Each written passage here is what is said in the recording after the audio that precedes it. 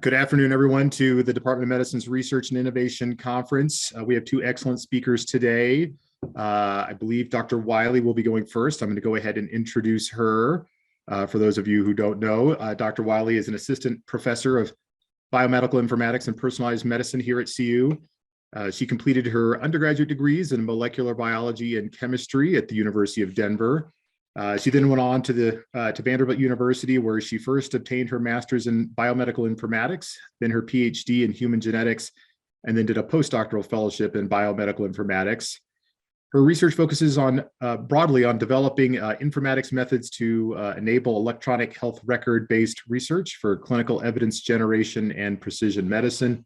She's an expert in computational phenotyping and identifying patient populations from the EHRs.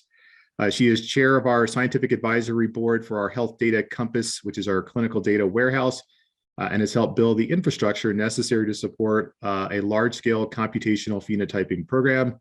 She will be talking with us today about developing an equitable learning healthcare system, exploring the impact of sex and gender disparities. With that, Dr. Wiley. Thank you so much for that very kind introduction. Just to make sure that you are seeing my slides. It's in presenter view. Okay, let me reshare one last time. All right, thank you so much again. Really looking forward to talking with you all about some of the research that my group has been doing. So as Dr. Austin mentioned, I'm really interested in the learning healthcare system. I know it needs no introduction here at CU, but to make sure that we're all familiar with sort of the view that we're looking at, the learning healthcare system is predicated on taking all of the great data that is available from clinical trials, comparative effectiveness research, molecular and biological data, all the scientific evidence that exists, combining that with information-rich patient-focused data. Typically for my work, that's data from the electronic health record, doing data science, data aggregation, evidence generation, to inform what kinds of changes we should make in care transformation, and then integrating those using informatics tools like clinical decision support, among others, to transform care delivery, and of course, then evaluating those outcomes. And the thing that I find as a methodologist most important about the learning healthcare system is that, in fact, at the center of every single one of these steps in the LHS is cohort identification. So when we think about clinical trials or other studies, you have things like enrollment eligibility criteria that determines who's in the study and who's not. As we think about using electronic health record data to do this data aggregation and evidence generation, that's where my methodologic expertise of computational phenotyping comes in. But even as you try and do care transformation, clinical decision support requires that you identify which patient at what time point should this alert fire for this support. And of course, within evaluation of outcomes, you still have to identify what population are you looking at to evaluate those outcomes, often in the form of clinical quality measures or ECQMs. And so the biggest thing to consider in all of this is, are these groups of patients the same?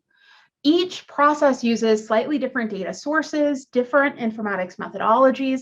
And so you can imagine if we're actually having different populations at each of these steps, we may see differences in effectiveness and impossibilities for disparities because these are not aligned.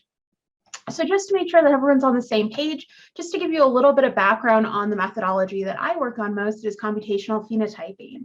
And the idea here is we have a lot of data from the electronic health record that many of you are entering in every single day.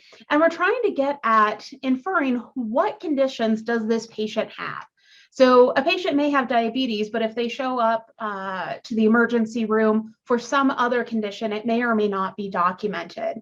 And so we use a variety of different data sources, whether it's billing and diagnosis codes because they were getting treatment for that condition, or maybe that we're doing med reconciliation. And so we have medication saying that, hey, they're on insulin, so they're probably diabetic. Or maybe they have a lab result that's showing, even if they haven't been diagnosed with diabetes yet, but their A1C actually does meet that criteria. Or if none of those structured data exists, that clinical notes, the actual documentation that you all are generating, would reveal that they have this condition of interest. And so it's really at the intersection of all these different data elements that we can identify the true cases or the people who have our condition of interest. And so one of the things that I've been really interested in over the last couple of years is thinking about how health disparities actually can influence and potentially bias these methods of cohort identification. So as we unfortunately know, health and healthcare are not equal. So from an epidemiologic perspective, you have traits like autoimmune disease that tend to have higher prevalence in women than men. Women also have different symptomology than men. So with heart attack, the symptom presentation is different among women than men.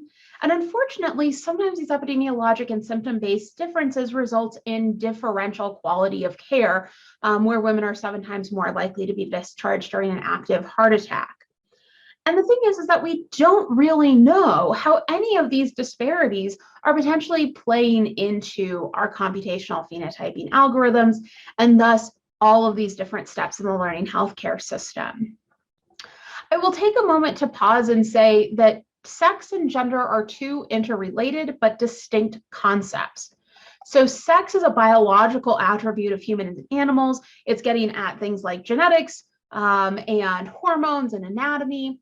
And so as we think about sex-based disparities, we're thinking about differences in things like disease prevalence, symptomology, response to treatment, things like that. Gender, on the other hand, is a socially constructed role of behaviors, expressions that's showing how you present gender. And so as we think about this, there's going to be differences in care access, as well as potentially healthcare delivery. And fundamentally, as we think about health disparities, looking at electronic health record data, it's really hard to disentangle what is a sex-based difference versus a gender-based difference. And in fact, we don't really have good quality data, though we're getting there with Epic starting to allow patients to enter in their preferred gender identity to really try and tease apart these differences. So I'm going to sort of use these terms interchangeably, but know that they in fact are different. And it's just really hard to sort of separate out in the EHR. So I want to talk you through a really interesting example that we've been working on a lot in my group, which is thinking about the sex and gender disparity with EHR phenotyping in the context of heart failure and trying to identify patients who have heart failure. So as many of you know, heart failure is a syndrome that has a lot of sort of vague symptoms that has a lot of overlap with other conditions. There's 2 primary types of heart failure. Systolic heart failure, where you're not being able to pump enough blood out of the heart. So this is what's called reduced ejection fraction heart failure, or HFrEF. And on the right-hand side, you have diastolic heart failure, where you're having trouble filling with enough blood. And so you have a preserved ejection fraction, or HFpEF. And what's important to know about these 2 subtypes of heart failure is that epidemiologically, they are somewhat distinct. So with HFrEF, you tend to see more men with HFrEF than women, whereas HFpEF tends to be far more common among older women than men. And so if you look sort of at national prevalence estimates from N. Haynes, overall, if we consider heart failure as a whole, about 51.6% of prevalent heart failure cases in the United States are women. So overall, it is slightly more common in women than in men. So with that in mind, I collaborate very closely with investigators at Vanderbilt University, where I did my training. And they have been working on developing different algorithms to identify heart failure patients in their EHR. And so there's a very common algorithm that's in use that was developed by the eMERGE, or Electronic Medical Records and Genomics Consortia, that was developed a number of years ago, that looks at using diagnosis codes plus problem list mentions using that natural language processing, as well as echo data to identify which patients have heart failure. My collaborators also tried a more simple algorithm that does not need that NLP. It just has diagnosis codes, whether there was a BNP lab, and whether the patient had a loop diuretic prescription. And then, of course, all the rage. We love doing machine learning. So they also tried a random forest algorithm, which you can find the details on this publication that recently came out. And the thing that they found, and this is very common in computational phenotyping, is in fact these three algorithms identified overlapping but somewhat distinct populations. So yes, the majority of these patients are found by all three algorithms, but each algorithm finds thousands of patients that were not identified by any of the others. And this presents this interesting opportunity as we think about algorithm-based learning healthcare systems is, so which one's accurate? Do you take the superset of all these algorithms? Is it just those that are overlapping that we can feel really confident about? Are these populations actually the same? Or are there subtle distinctions in terms of either the phenotype or the cohort that are leading to these differences? And so trying to dig into that a little bit more and thinking about this sex and gender disparity, they took a look at the overall prevalence, the overall breakdown of sex within those three algorithm identified populations. And what we can see is that overall, Vanderbilt has fewer women identified in their EHR than we'd expect from national prevalence estimates. Now, the question is, are those prevalence estimates potentially biased in the South? More men have heart failure than women do in the South only. I don't think that's realistic. But what we end up seeing is looking at this algorithm, you can see that this simple algorithm has ever so slightly more women than the other two algorithms. And the thing that's really interesting then is when you look a little bit closer into trying to characterize these cohorts, you see that that slightly more female population also identifies many more preserved ejection fraction heart failure patients. And so the real question then becomes, if we're getting these different subtype mixes in our algorithms, this is just a single site, is this actually something that's more prevalent as we look at EHR-derived populations across the US?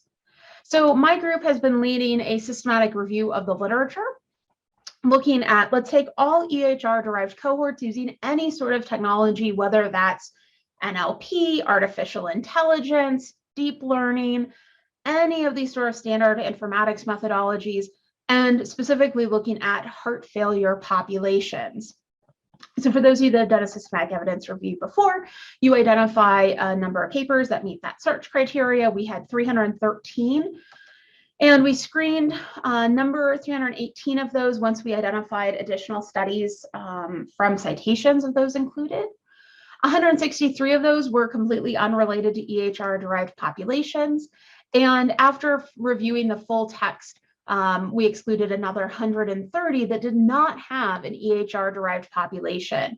So some of these did not specifically extract heart failure, so they might have extracted an EHR-derived population, but let's say it's for diabetes. Or perhaps they're only using ICD definitions. They're not using this multimodal data approach.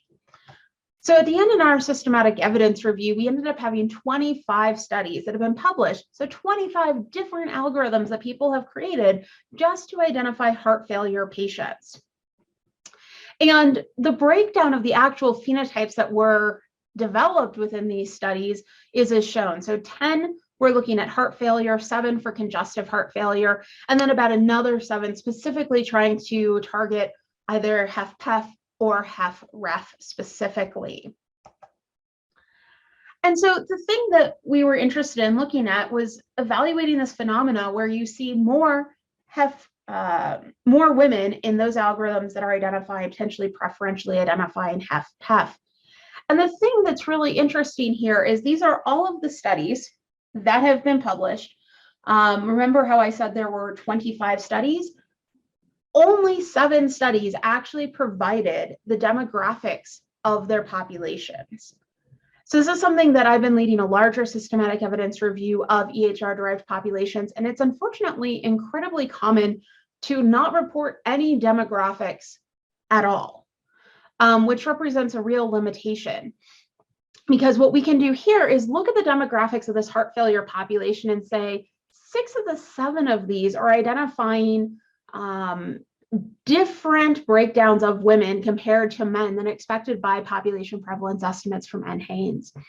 And there's a couple of other interesting things here, which is you have 4 different algorithms developed by the Mayo Clinic. In fact, heart failure is one of those because it's so difficult to diagnose.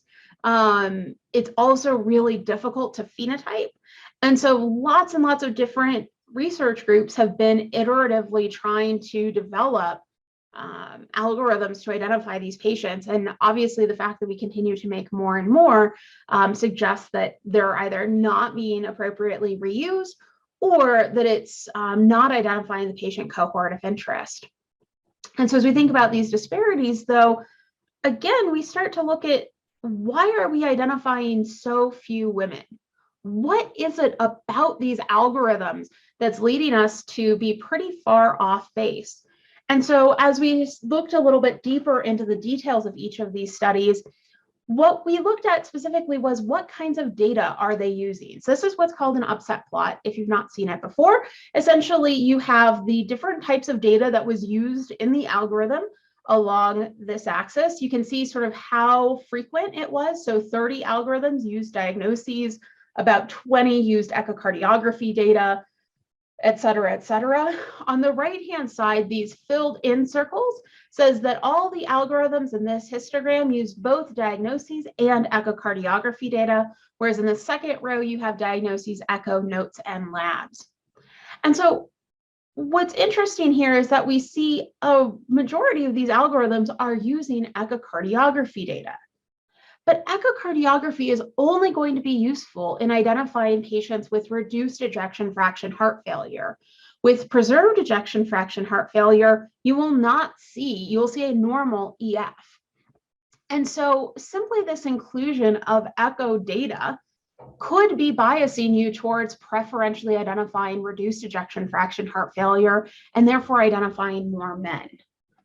In fact, when we go back and look at these algorithms, every single one of the algorithms here in bold identified statistically different proportions of women than we'd expect by chance.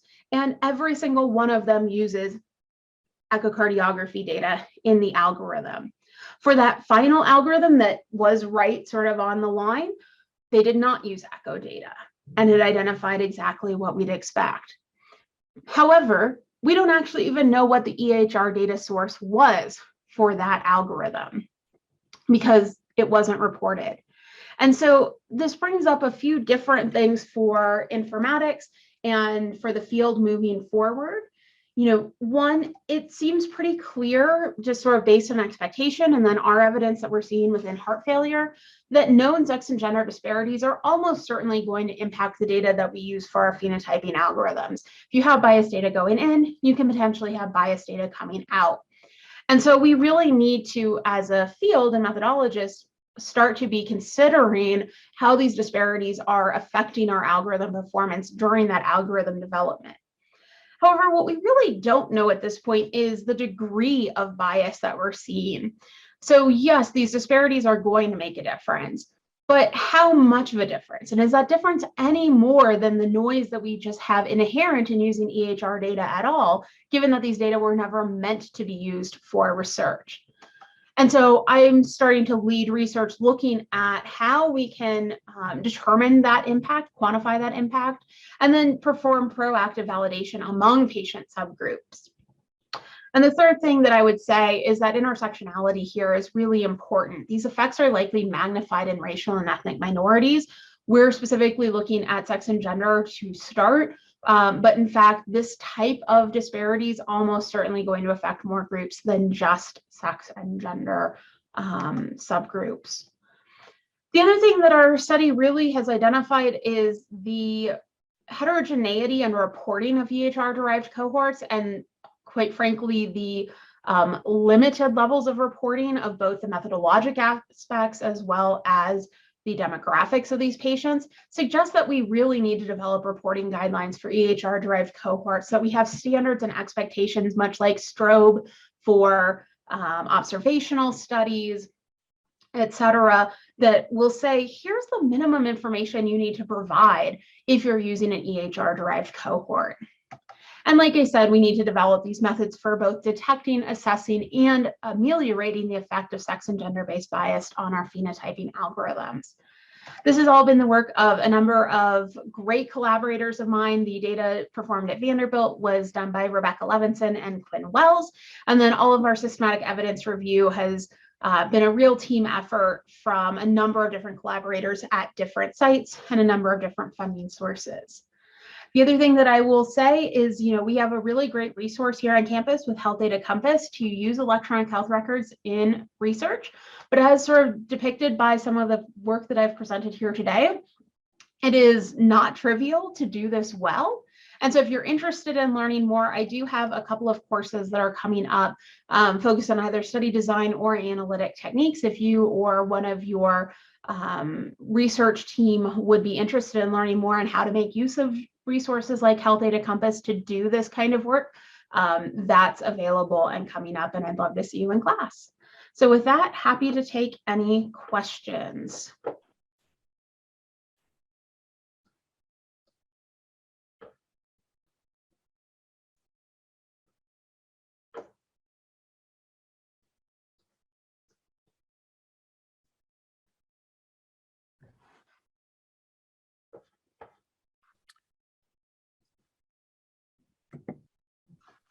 Well, until some other questions come in, Laura, I have a question for you. I certainly appreciate the coursework here put up. Are there other ways for investigators to access, EHR-based research without having to commit to coursework? And if so, how do they go about doing that and working with your group?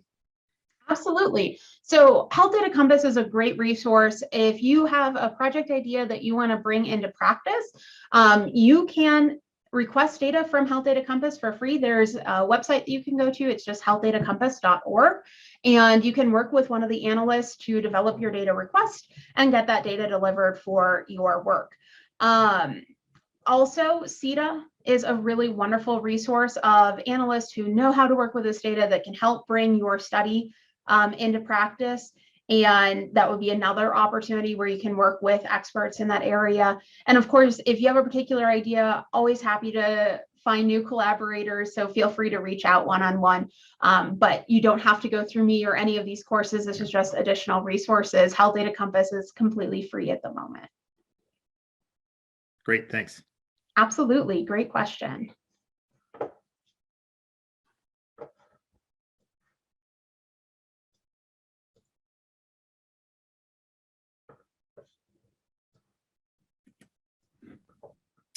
I don't see anything yet in the Q&A or chat.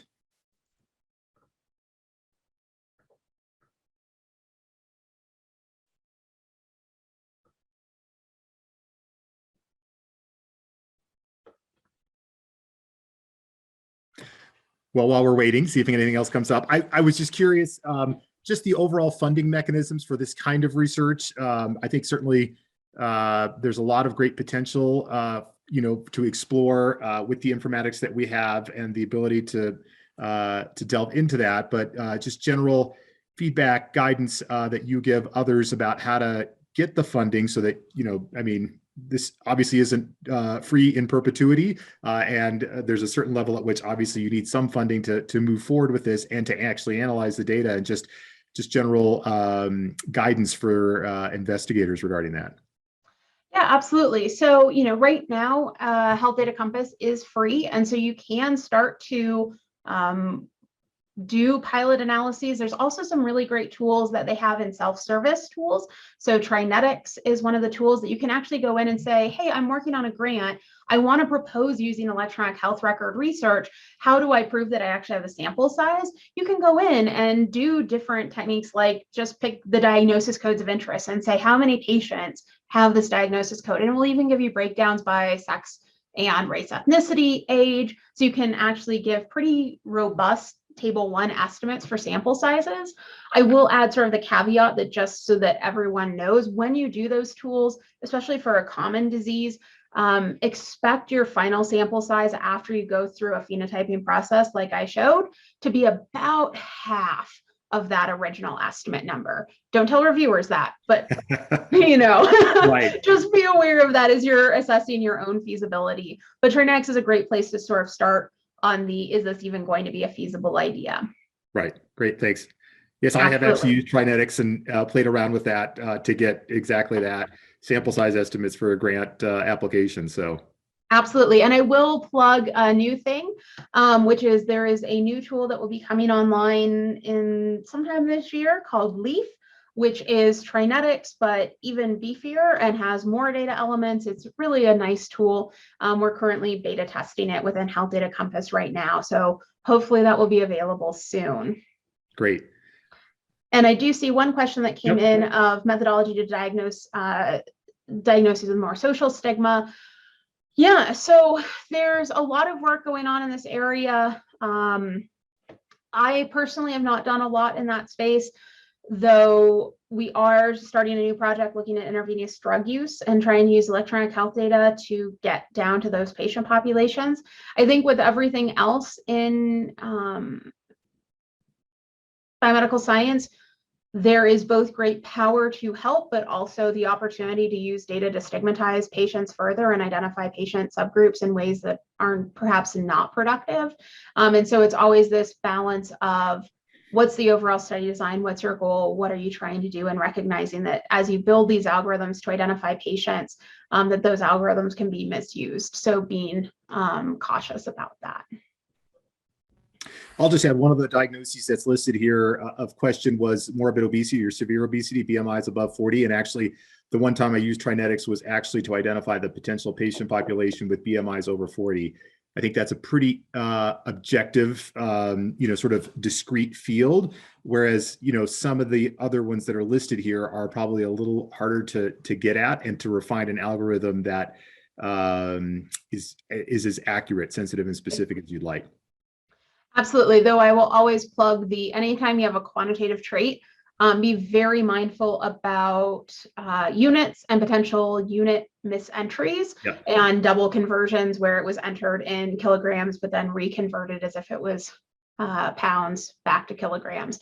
So there's always a lot of data cleaning when you're working with EHR data. And so that's the one thing of trying to get someone with experience or going through one of the training opportunities to learn a little bit more about how to do that degree of data quality checking. It can be really useful. Great, thanks. Of course, thank you. All right, I think we will move on to our second speaker of the afternoon. So I'm going to go ahead and introduce Dr. Ann Drabkin. Dr. Drabkin is an associate professor of medicine in hospital medicine at Denver Health.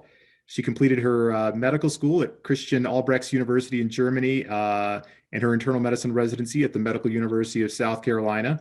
She routinely cares for Denver's homeless and underserved population and is dedicated to pursuing equitable healthcare throughout her community. Her research interest in bone health developed during her time working with young eating disorder patients suffering from malnutrition-induced low bone mineral density. She has applied this knowledge to the inpatient medical/surgical population and has since created the Hospitalist Fracture Liaison service that helps identify and treats elderly fracture patients. So she'll be talking to us today about a new model for osteoporosis care through a hospitalist-led fracture liaison service. Dr. Drabkin.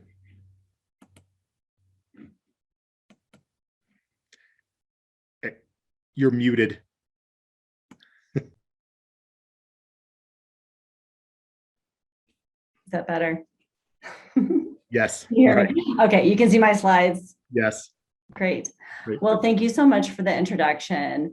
I'd like to share a little bit about this program that we created at Denver Health about identifying patients with osteoporosis-induced fractures. And let me get here, and I have nothing to disclose. So basically through this talk, I'd just like to share just some basic osteoporosis facts and what it looks like for us in an inpatient hospital setting. I'd like to explain what a fracture liaison service is and how we implemented it to our hospital medicine group. I'd like to share some of our initial data that we collected about this group and some of the challenges we face going forward. So this is a familiar story to any hospitalist watching today. This is a 71-year-old female with history of hypertension, hyperlipidemia, who slips on the ice in the parking lot and breaks her hip. So she's brought by emergency service to Denver Health and undergoes surgery by the orthopedist. And hospital medicine providers usually get involved on a consult team and help manage a lot of her medical problems throughout her stay. Or, for example, admitting someone to an inpatient medicine service. This is a 55-year-old male with history of poorly controlled COPD who presents with a COPD exacerbation and is found incidentally on lateral films to have multiple vertebral compression fractures. So those are examples of fractures that we tend to see as internists that we were hoping to target with this new group. So clinically, we should be concerned about osteoporosis when we're talking to the patient and collecting the history.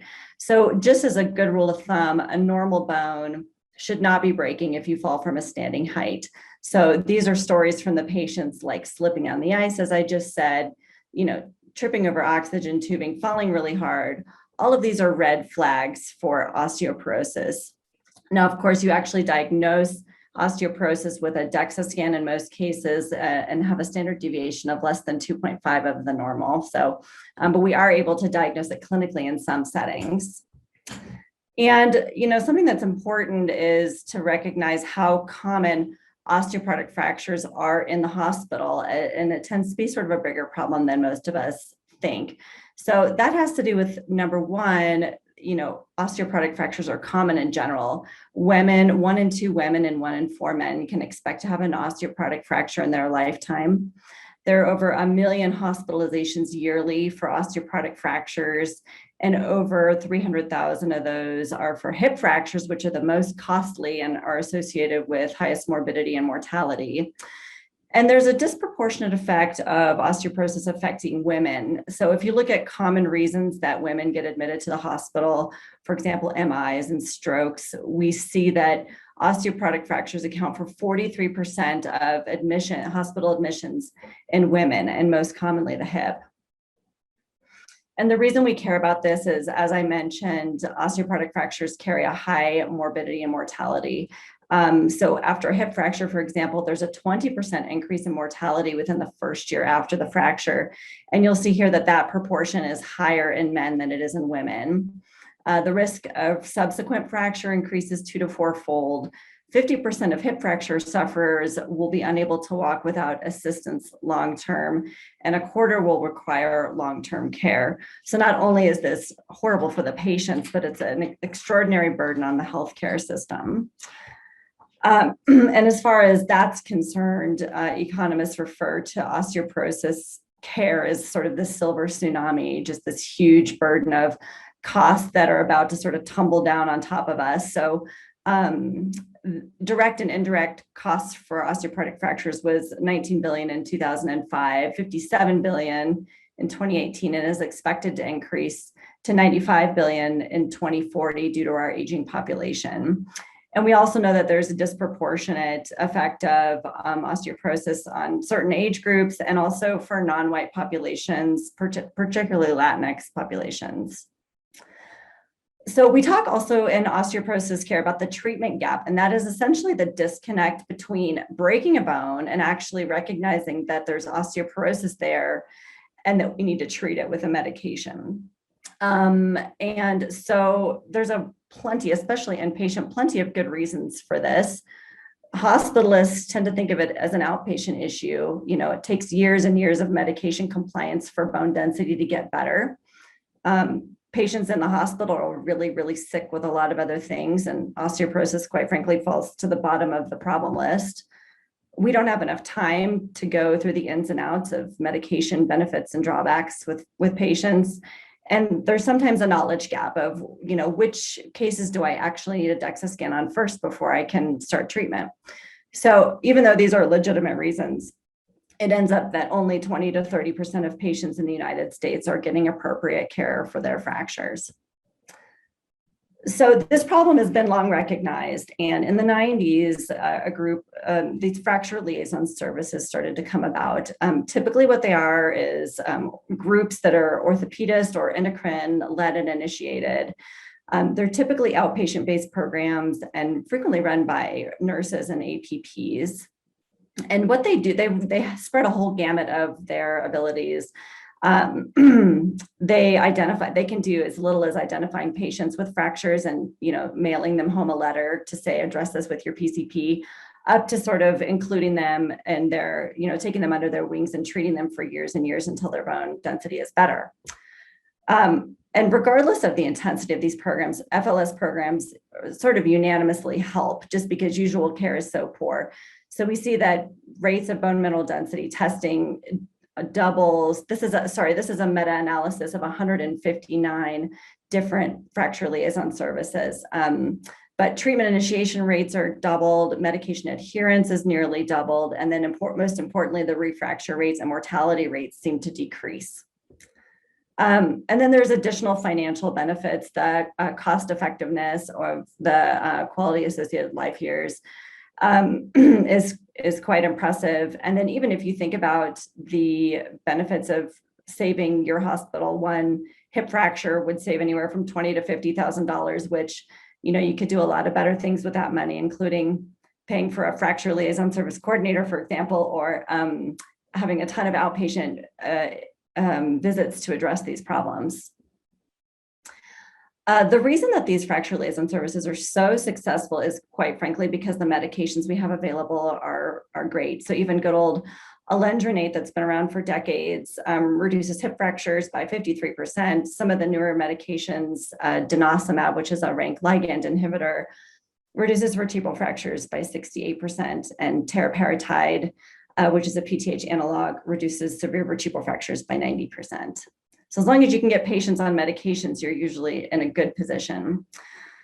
So I set out to bring a fracture liaison service to our hospital medicine group at Denver Health. And why would I do that to my colleagues? Well, we see fracture patients frequently, every day, in fact. And when patients are hospitalized, we have access to them and their families pretty much 24/7. We know how to treat osteoporosis. We did this in residency for some of us. We have that knowledge base, and we have inpatient osteoporosis medications available to us. We're also quite skilled and used to orchestrating care amongst different specialties, and we know it's the right thing to do for patients. So basically the way that we started this was by coordinating a lot of different subspecialties. So a bunch of surgical specialties, the orthopedic surgeons, general surgeons, neurosurgeons, some of our outpatient geriatrics and endocrinology groups, physical therapy, occupational therapy, pharmacy, and dietary. All these groups were involved in the establishment of this program. And within our inpatient fracture liaison group, we have a physician who helps with any new program developments and oversight. We have an EMR that we set up for patient identification. And now I just learned from Laura how much more complicated this can actually get. So, but we did get an EPIC report to help us identify these patients with a code, a diagnosis of a fracture. We created notes and a treatment algorithm. We trained APPs to help do the sort of work on the ground. And then typically a care coordinator is there to help with the transition outpatient and just to help with the adherence to treatment plans over time, as we know that can be such a tricky thing for patients. And I have a little asterisk there because that's something that this group did not have. We received no extra funding or coordination for this project. So when we look at our first 100 patients, so on average, our patients were 74 years old and about 70% were female. The vast majority were Caucasian, runners up were Latinx, which is not the typical Denver Health patient, but if you break a hip, you're being taken by ambulance to whatever hospital is closest. So I think we ended up getting quite a few patients that weren't impaneled at Denver Health. The most common reason, or the most common type of fracture that we saw, were hip fracture patients, which isn't a surprise since they all require urgent surgery, and least frequent were upper extremities. So 51% were lower extremity. And when we look at how our fractures are divvied up, we see that 38% of our patients had hip fractures inpatient in our population. However, worldwide, hip fractures make up just about 18% of cases. And it's interesting because even though it's only 18% worldwide, they incur about 54% of costs. So just the hip fractures are the most devastating. Hip and vertebrae are the most devastating for patients and incur just huge costs associated with them. Okay, so this was our initial outcome. So what we did is we focused specifically on hip fracture patients for this data collection. And we looked at a cohort before and after the establishment of our fracture liaison service. So important here is that our normal hospital medicine consult group was involved in the same number of patients approximately before and after our program. So any changes here we see are presumably due to our interventions. We captured about 89% of our hip fractures, which is pretty good. And we improved the billing diagnosis of osteoporotic fractures from 33 to 96%, which seems silly that we would care about the billing diagnosis, but really what it was is correctly labeling their fracture in the EMR, which is helpful for going forward in any identification in the future for these patients. We improved the number of DEXA scans ordered. Before our group, there were only 7% being ordered. We improved that to 46%. We discharged 82% of folks with vitamin D and calcium compared to 38% previously. And then the number of patients with anti-osteoporosis medications was about 11% before, and that was for everybody in the population. So we improved that to 36%, and this number represents eligible patients that we started on osteoporosis medications. So we were able to get about 74% with that, and that includes, for example, patients that didn't have any contraindications to medications. So about 3/4 chose to start osteoporosis medications. As far as sustainability, from a sort of administrative point of view, our notes, the work that we did was able to generate some sort of a charge, and our RVUs were pretty good for this population. So we were averaging about 2.3 RVUs per note, which is a charge of about $252. So. And we estimated that we were actually only capturing about 30% of all fracture patients that entered the hospital, just based on the limitation size of our program. So the point here is that we weren't losing money. No one ever claimed to make a bunch of cash off of osteoporotic fractures, but the point that we're doing good by the patients, and we're able to generate some sort of RVUs or income for the hospital. And then if we were able to get to our 100%, we would be doing much better. So our 6-month outcome data was less impressive. We had a really high no-show rate to one of the clinics that we referred patients to, our geriatric bone health clinic, which is run by Robin Yasui, an outpatient. So a really high no-show rate. Of all those DEXA scans we ordered, only about half actually had them fulfilled, which still was a huge improvement, but could have been better. And then we only had follow-up data for medication adherence to our impaneled patients, so that was limiting, but we did have about 75% of patients that were still adherent, so that was positive. And this sort of fall off of data, no-shows to clinic and not getting their DEXA scans, to me demonstrates the need for some patient navigation and coordination for this program.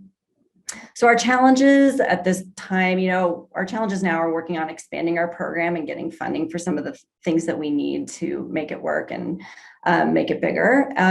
We also are working on getting more visibility as far as sharing our work with other hospitalist group and publishing our data. We're hoping to improve our inpatient education more. So, any elderly patient admitted to the hospital with a fracture is either, post-op or on pain medications. And it's tricky to sort of share this important information with them when they're in that state. So we're working on always including family or friends in this, in these discussions that our team is having with patients. And then our transition to outpatient obviously can always, in any area of medicine, that can always be something we can tighten up. So as I mentioned, coordinator would be helpful there. So in summary, osteoporotic fractures are associated with increased morbidity, mortality, and increased healthcare costs. It is very much an inpatient issue, despite what a lot of people think. But the good news is that hospitalists know how to treat it, and we can do something about it. We have shown through our data that our fracture liaison service improves osteoporosis care, and also that it's a viable, sustainable service for any hospitalist division. So I'd like to thank my mentor, Mikkel Rothman at the U, and my colleagues at Denver Health and the Fracture Liaison APP team. These are my references. Thank you.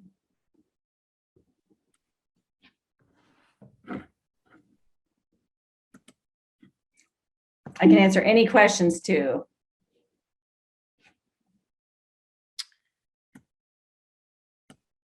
All right, there is a question in the chat room. Let's see, about what proportion of FLS patients had alcohol use disorders, which may have potentially contributed to their falls and their poor nutrition. Any sense of that? Yes, hi Dale. I have that data. I don't have it on hand though.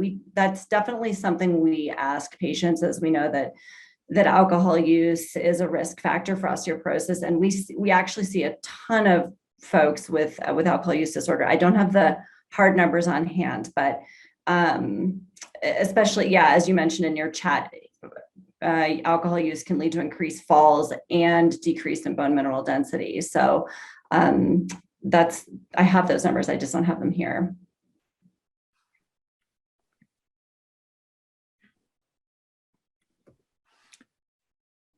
All right, while we wait for some more questions, I had a question. Obviously, I was struck by the high no-show rate for the follow-up clinic of 63%. And you mentioned a coordinator, but I guess maybe even related to part of the question about alcohol use and some other demographic challenges that some of the patients that get admitted to the hospital have. What are the sort of primary barriers to getting these patients to come for that follow-up visit? Transportation, ongoing substance abuse, any sense of that? Some of which obviously you could solve with a navigator or coordinator, and some of which obviously you wouldn't be able to solve. Yeah, exactly. I mean, and this is sort of one of the struggles that we deal with in general at safety net hospitals is, we have patients, for example, that don't have telephones and, all sorts of, and transportation, all those things. So that when we were looking at that high no-show rate, the main reason was that that the patient's telephone number wasn't accurate, which is so silly, but it's like, one of those things you double check with a patient when they're in the hospital.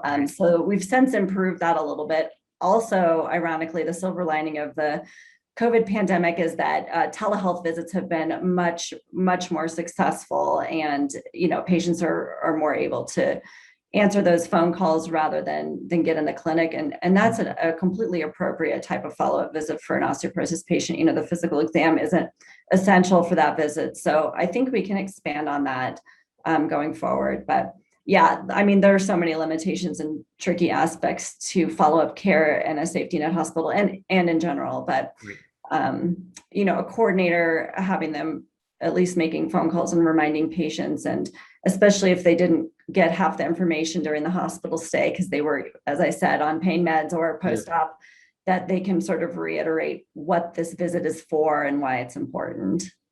Great, thanks.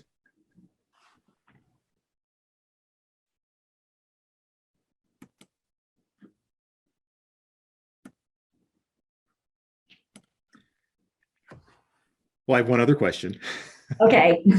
And actually, I see Marisha maybe on. I guess, do we have something similar at the university hospital? And what would it take to translate something like that to the university hospital? Yeah, so my mentor is Mikkel Rothman, who actually started up the FLS program at the U. And the way that it works there is that they have, the last time I got updated about it, but it sounds like they're identifying a lot of the hip fracture patients and starting bisphosphonates on them in the hospital. It's an endocrine group, so they're dealing with it and doing a lot of the same things that we are. It's just a separate entity. And I think that they originally had tried to get those patients back to their bone clinic, but I think they've transitioned to try to have those patients follow up with their PCPs. Okay. It's also totally reasonable, you know, if patients feel comfortable with PCPs, they should be getting their care there. So it's a similar program, but a bit different in that it's not led by the hospitalist group. And I think they're focusing primarily just on the hip fractures. Got it. Thanks. Yeah. But yeah, I could talk to Marisha about beefing up their program. Right.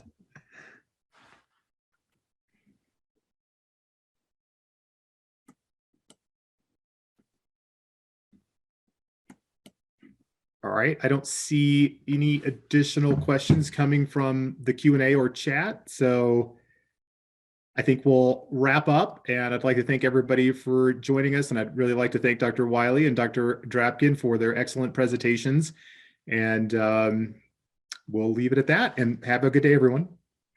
Thank you. Okay, bye-bye.